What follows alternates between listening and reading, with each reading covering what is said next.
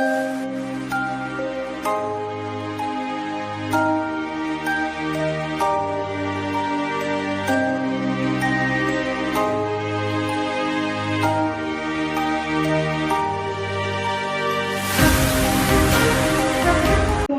Students, जैसा कि अपनी पोएम वाला टॉपिक चल रहा था, आज उसी को कंटिन्यू लेते हुए हमने we have two stanza completed, third stanza now we explain. First stanza about snare. The poet said that all the birds belong to him because he set no snare for them. They fly free. Second stanza, the poet explain about two types of birds, eagle and blue-tip. First, eagle, the symbol of a big kind of birds, and the second, blue-tip, a small kind of bird. Now I explain third stanza, and you understand it very well. You understand? I hope you understand very well.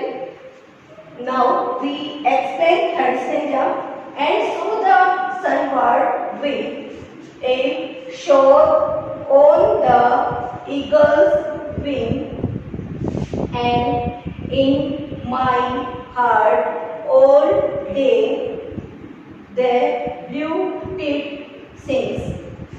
देखो बच्चों, यहाँ पर जो poet है वो बताना चाह रहा है कि ईगल जो बर्ड्स है उसको वो क्या किस रूप में देखता है, उससे वो क्या होप करता है, और सेकंड वाला जो ब्लू-टिप है उससे भी वो क्या होप करता है।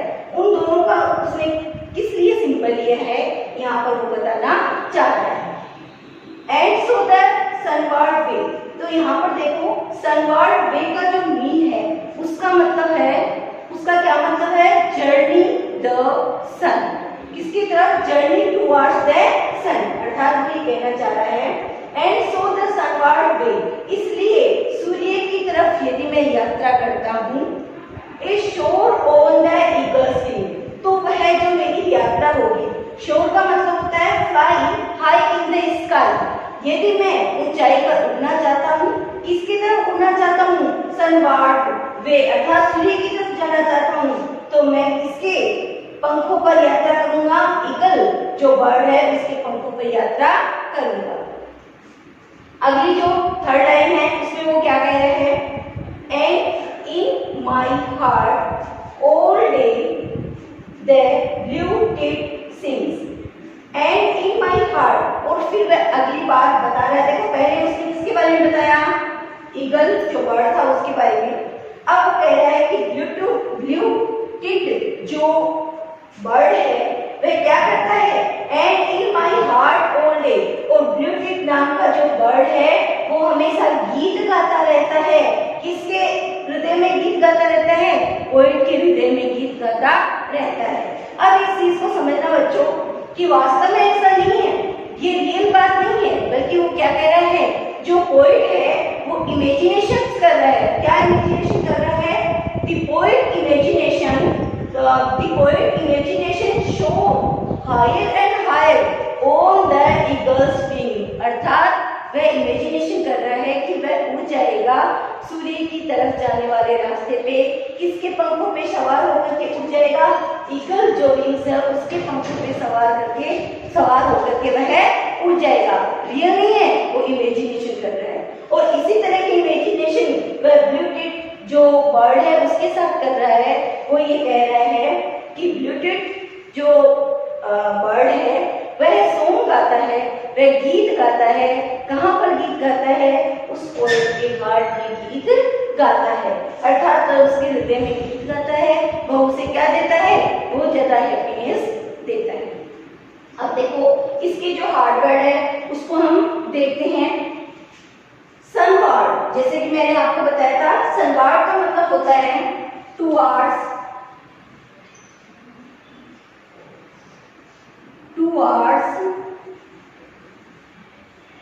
The sun, towards the sun. इसका मतलब है सूर्य की तरफ जाने वाला रास्ता या सूर्य की तरफ जाना। वे ये दिया जाता है तो रास्ता आ जाएगा।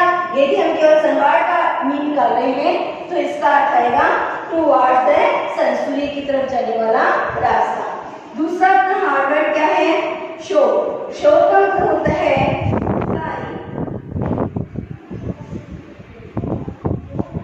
high in the sky। क्या मीन है इसका? देखो, fly higher in the sky, अर्थात बहुत ज्यादा ऊंचाई पर उड़ जाना। इसका मतलब होता है, इसका मतलब शोर का मतलब होता है fly higher in the sky, उच्च स्तर पे उड़ जाना। ब्लू टिक क्या है? सिंबल है इसका a kind of small word. ठीक है, इसी में अपने इतने हार्ड वर्ड थे जो मैंने यहाँ पर आपको एक्सप्लेन कर दिए हैं। सनवार्ड, सनवार्ड का मतलब होता है टुवर्ड्स द सन। सोर का मतलब होता है fly high in the sky.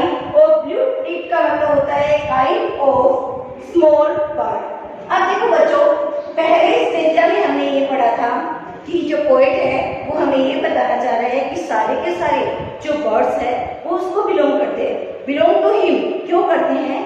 Because he said no, he सेड्स नो स्नेयर, क्योंकि वह उसके लिए क्या नहीं करता है? कोई भी प्रकार का जाल नेट नहीं बिछाता है। They flying free, they uncage, they come and go. यहाँ पर फर्स्ट स्टेंजा में अपने को ये बताता है। सेकेंड स्टेंजा में आते हैं तो हमें वह इंट्रोड्यूस करवाता है दो बर्ड से। और वो दो बर्ड कौन से थे? ईगल और साथ साथ में ब्लू टिक। ईगल के बारे में वो बताता है कि वह कहाँ पर बैठा रहता है, वो क्या करता है? हायर। ये क्या करता है? फ्लाई हायर, वो ऊंचाई पे उड़ता रहता है। और ब्लू टिक के बारे में वो बताया है क्या करता है? On the small kind of shirt, इस पे बैठा रहता है छोटी सी झाड़ी जिसको बोलते हैं slow. A small kind of shirt, एक छोटी सी झाड़ी पर वो क्या करता है? बैठा रहता है। कौन बैठा रहता है? Blue tick. वो दो स्टेंजा कंप्लीटेड हो गए। तीसरे स्टेंजा में यहाँ पर वह दो जो बर्ड उसने पहले लिए थे, कौन कौन सा? ईगल और ब्लू टिक, वापस उन्हीं को लेता है और उनके द्वारा वह क्या करवाना चाहता है? वो किस चीज को इमेजिनेशन करता है उन बर्ड्स के साथ। उसके बारे में बताया है कि ईगल को लेकर के वह इमेजिनेशन करता है कि वह क्या करता है? शोर करता है higher and higher on the eagle's wing. और दूसरा जो अपने पास बर्ड है ब्लू टिक, उसको लेकर के भी इमेजिनेशन करता है कि वह क्या करता है? गीत गाता रहता है उसके हृदय में। इस तरह से ये जो बाल गीत है, ये बोरिस सॉन्ग अपना कंप्लीटेड होता है। यहाँ पर यदि ऐसे पूछा जाए आप लोगों से कि कौन कौन से जो पक्षी थे, which birds explained here by poet, तो कौन कौन से हैं? ईगल और ब्लू टिक। ठीक है, अब देखो यहाँ पर अपना ब्लू टिक आ गया और साथ साथ में ईगल बर्ड आ गया। ये मैन अपने यहाँ पर क्या है? सिंबल है किसके? Big kind of bird and small kind of bird. इस तरह से फर्स्ट स्टेंजा हमने कंप्लीट किया, सेकंड स्टेंजा हमने कंप्लीट किया और ये अपना थर्ड स्टेंजा है। देखो बच्चों, हमारे जो माध्यमिक शिक्षा बोर्ड है उसमें जब अपने जो क्वेश्चन आंसर आते हैं वो किस तरह से आते हैं? देखिए यहाँ पर अपने ये 10 नंबर का बनता है, उसमें से 4 नंबर का जो अपना है वो क्या आता है? स्टेंजा आता है। क्या आता है? स्टेंजा।